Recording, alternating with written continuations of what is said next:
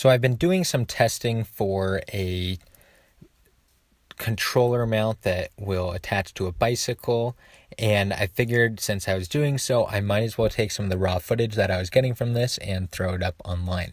So all the footage in here is Activetrack, and this is just combination. Sometimes I'm using Trace or Profile, and just having the Spark flying around and following me.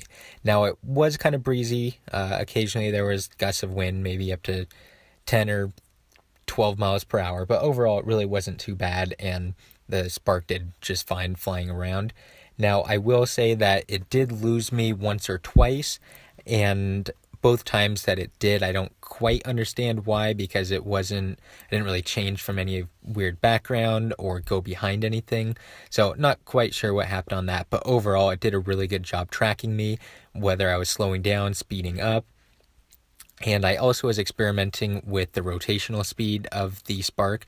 So I was sometimes telling it to rotate as fast as it could while following me, and overall it did a really good job with making sure all the footage was really stable.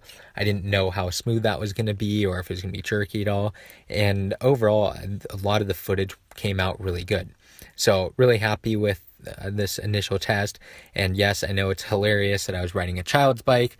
Unfortunately, I was going to be using my bike for the mount testing, but my bike had a flat tire, so I decided to take my son's bike, and I looked, of course, absolutely ridiculous with the camera on my head, the controller and phone strapped to a mount, which was then attached to the bicycle, and then a drone following me. It was just an interesting sight. Luckily, nobody saw me, so embarrassment saved, except for all of you. And then, of course, let me know if you have any other questions or you want me to try other stuff out.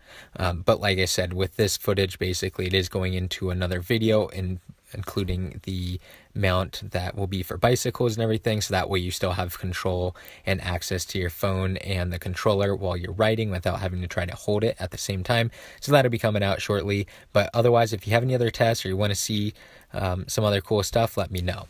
And then lastly, I guess, is I did try out the gesture control mode, and it was cool and it worked, but I definitely had some glitches, so that's a whole nother thing that I'm going to talk about. And it seemed like I tried to do several selfies, and selfie photos, and it seems like it only saved one photo, so still don't quite know or understand what happened there, but be checking that out, of course, later on. So hit subscribe, let me know if you have any questions in the comments, and look forward to having more footage come out.